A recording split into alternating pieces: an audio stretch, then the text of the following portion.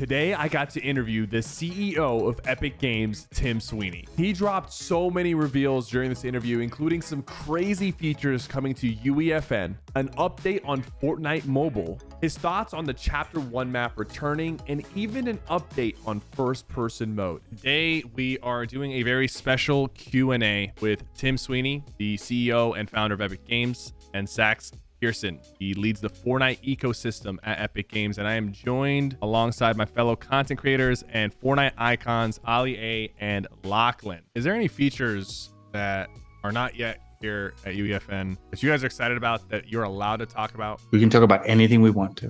Theming of the UI is very close. So using images for deeply theming UI elements in general through Verse is very close.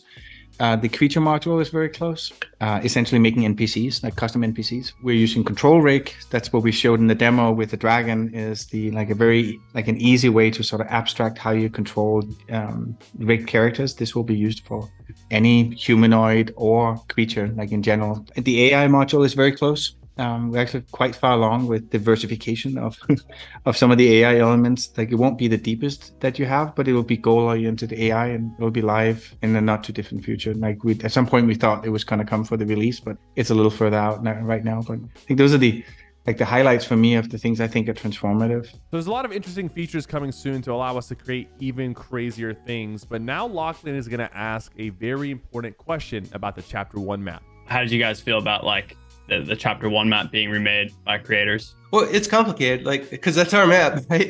Yeah. We kind of feel personal about it, right? So we've been thinking about all that quite a lot.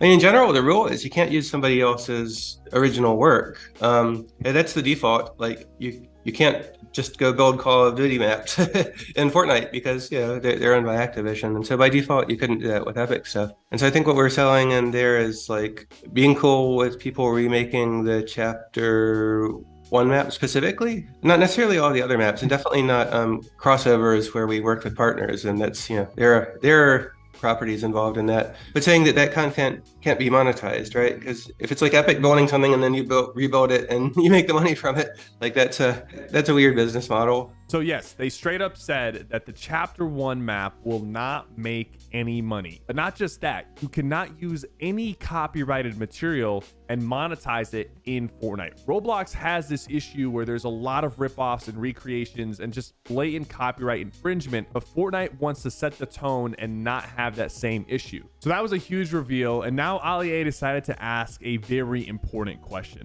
Will the story of Fortnite Battle Royale end? I don't want to go too far away from UEFN, but obviously Battle Royale is still, as you guys said, 60% of the player base. It is still the thing that people come in, the Battle Pass, the collaborations. Do you guys have an end goal with Battle Royale, or do you see that existing forever with new maps and chapters coming out forever? Or do you try not to look that far ahead because things change so often? I just wondered if you were able to talk on that at all. It's a magical world. It's constantly evolving. And it kind of transcends characterization, right? Things have happened in Battle Royale that aren't that Battle Royale-ish, but they're part of the game. And I think it's a continual evolution, and we just love what the team's done. It's fascinating inside Epic. If you'd asked that question of the Battle Royale team, I think it would just laugh, what? Why would there be an end to this? It's like saying, when is Disneyland shutting down? The whole evolution of 3D games, for a lot of us, it began for real with Doom and Deathmatch, right? That was the original gameplay mode that made it incredibly fun. But in those days, Battle Royale was not possible. You could not get that many people into a map. You couldn't do a big outdoor map. A lot of the things that are possible today just weren't possible then. Every time the technology grows by leaps and bounds, you find new genres of games that could not have been built before are now being built and are the coolest thing. So he brought up a very good point. Battle Royale might not end, but it might have to completely change as the market and technology advances, because there's going to be new genres that are born as things get better. So now I'm going to ask a question about their Fortnite timeline and what their long-term plans are for UEFN. And there were some pretty big reveals. I saw an interesting timeline that you guys had on your Verse live stream, where you showed like that Verse is looking to support like larger scale battle royales at the end of 2023, and then eventually like seamless islands that are kind of similar to, let's say, a Minecraft server or like a living server where people like, you know, they log in, they progress with their character, they log out. Is that still something that you guys are striving towards to allow to happen, even though that doesn't necessarily fit the current like theme of the Fortnite islands? Yeah, absolutely.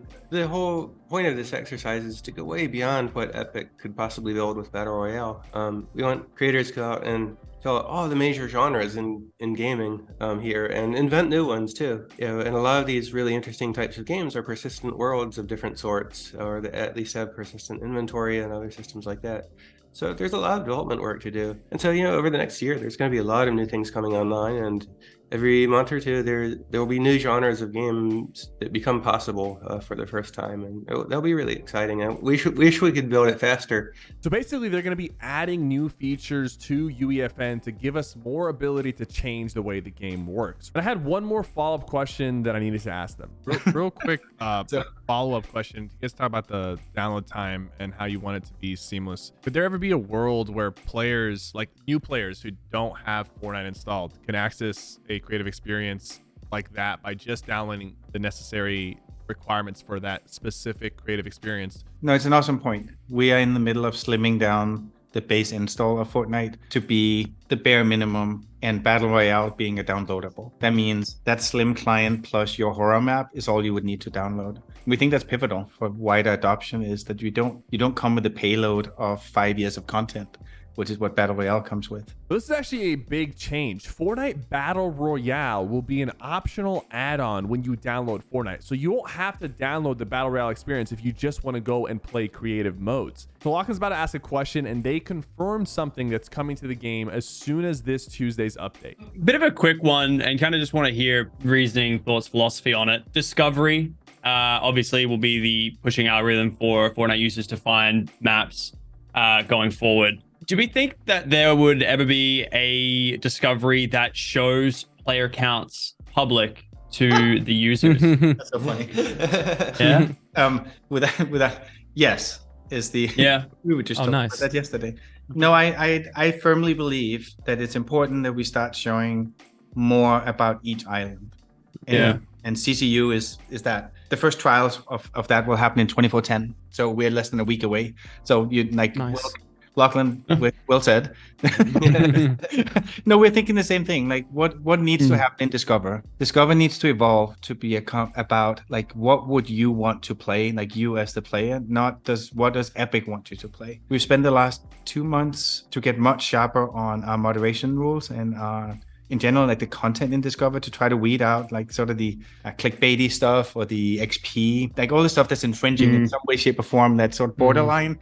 To get much sharper on like, no, this is not permitted, like, period. So Ali had a great question about creator pages, and they pretty much confirmed that it is coming extremely soon. It was supposed to come with the launch, but they had some issues. So creators who create maps are gonna be able to have their own pages that you guys can then follow, and then also they can display whatever maps and feature whatever maps they want to on their page. And speaking of creator pages, I have a big announcement. You guys know how much I've been following Fortnite Creative 2.0 and how excited I am about what people are gonna make. But obviously, I also want to play a part and make my own games, and I have some really insane ideas, and some of them require a team. So I decided to make my own game dev studio, and I've been working on it over the past year, and now it's officially launched. It's called Super Joy Studios. We have a big idea in mind. I'm not going to spoil it right now, but there will be an announcement very soon. Now, you can actually follow us on Twitter and Instagram, and we are doing a 300,000 V-Bucks giveaway to celebrate the launch. 60 people will win 5,000 V-Bucks each. If you want to know how to enter, all the info is in the description. But guys, look out for that announcement, because the first game that we plan to make is going to have so many people excited. And now I'm going to ask a very important question that's been on my mind for a long time. So I'm a huge fan of Fortnite Battle Royale, obviously. My dream scenario is to create like a Battle Royale experience and try to create something you know, that is on the same level, or if not, is more fun than Fortnite? Do you see a world where a battle royale spawns in the Fortnite universe and is able to like stand on its two legs and kind of exist as like a competitive battle royale? Yes. Yeah. Yeah, absolutely. You know, and the barriers to that are technical. Right now, there's this big problem that Fortnite Battle Royale is this giant pile of C++ code we wrote that needs to be separated and picked apart and separately downloadable and everything else. And as we work on all of that, and especially the content streaming features, so you can get into a big island without downloading 20 megabytes of data, you know, these features will be available, and all of the user content will reduce the amount of data, that greatly reduce the installation size of the experience. You're also going to find for building a game, if you want weapons that work differently, that have a more Call of Duty style shooting model, or other substantial differences, then you need a whole lot of new programming interfaces that we haven't built yet and are just starting to think about. You need programming interfaces for managing individual weapons. You need programming interfaces for tying into the Fortnite weapon system, for tying that to the HUD. There's a whole lot of pieces of like detailed gameplay mechanics that have not yet been exposed to Verse, and that we're working on tackling piece by piece. So yes, at one point we will be able to create our own battle royales in UEFN that can compare to some of the biggest battle royales out there right now. There are some limitations, but as they add more things, it will become possible. And now Ali A had an important question. Is there any updates on Fortnite Mobile? I'd like to follow on a little bit. Tim, I know you're super passionate about the mobile space, and obviously you went head to head with Apple, and that's what happened with Fortnite ending up coming off the App Store. And I totally agree with your stance personally. But in terms of actually players coming to Fortnite, I'm sure you guys felt the hit of it not being available on the App Store. Are you guys still proactively looking to get as many people onto Fortnite as easily as possible through both mobile and tablet devices? Yeah, well, both Apple and Google kicked Fortnite out. Right? They're trying to kill our company in order that we won't be able to fight them robustly in the future as we're fighting them now. That's their business strategy. You have a whole lot of regulators and a number of court cases all fighting to stop that. But we need to win this fight. Like, if Epic dropped this fight and surrendered, the app stores taking 30% off the top would make way more money, or way more profit from anybody's game than the developers themselves make. Even with the revenue sharing we're doing, you're going to find as a developer, you actually have a lot of costs. You have to pay, contractors, you have to pay employees, you have to pay for hardware, you have to pay for advertising. Very few companies have a 40% profit margin. And so it just like stinks that they're still trying to maintain this business model where they make more money from everybody's games than the game makers themselves make. And so we have to stop that, right? And that, like, we need to return the industry to its roots. The Apple of Steve Wozniak was an awesome company. They give you a computer, you could install anything you wanted on it. You could sell your own software. You could make your own software. They even gave you the diagrams of the circuit boards in the computer, so you could make your own peripherals for it if you were a hardware guy. And that spirit doesn't need to be dead here. So the way back to mobile is to win.